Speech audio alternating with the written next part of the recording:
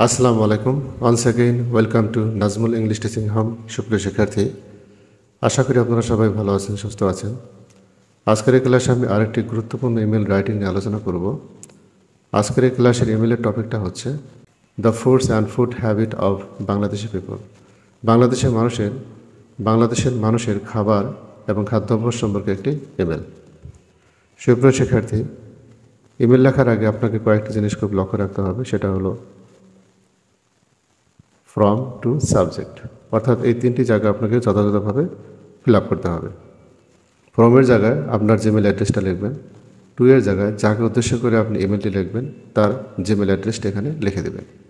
সাবজেক্টের এখানে যে টপিক সম্পর্কে আপনি ইমেল রাইটিং করবেন সেই টপিকটা এখানে যথাযথভাবে লিখে দেবেন। তারপর এভাবে টু এর এখানে যা লিখবেন সেই নামটা এখানে লিখে আপনি ইমেল রাইটিংটা শুরু করবেন। সুপ্রিয় শিক্ষার্থী, তাহলে আসুন মূল আলোচনায় চলে যাই। Write an email to your pen friend describing the foods and food habit of Bangladeshi people. Write an email to your pen friend, তুমি তোমার কলম বন্ধুর কাছে একটি ইমেল রাখো। ডিসক্রাইবিং দ্য ফুডস, খাবারের বিষয় বর্ণনা করে, and food habit of Bangladeshi people, বাংলাদেশের মানুষের খাদ্য অভ্যাস সম্পর্কে। ফ্রম labib@gmail.com,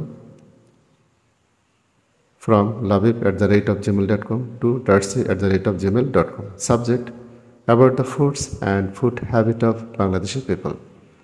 তারপর লিখবেন my dear Darcy, take my love and affection, আমার ভালোবাসা এবং স্নেহনীয়। I have received your email just now, আমি এখনই তোমার ইমেল পেয়েছি। You have wanted to know about the foods and food habit of the people of our country.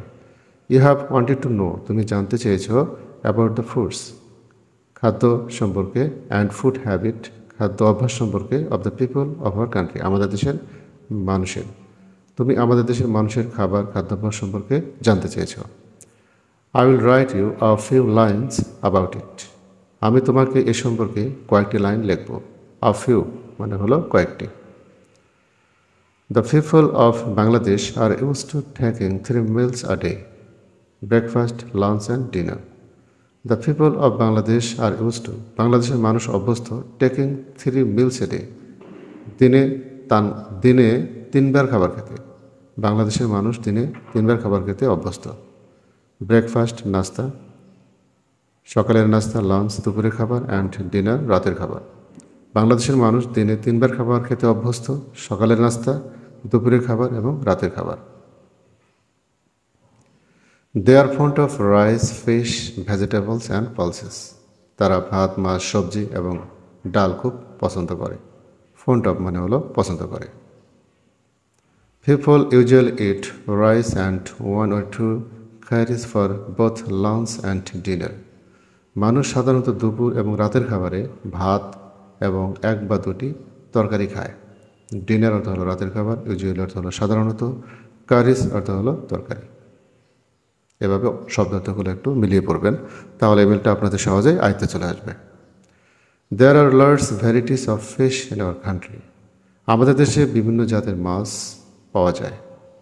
But hilsa is the most popular of all fishes, কিন্তু ইলিশ মাছ সবচেয়ে জনপ্রিয়। Popular অর্থ হলো জনপ্রিয়।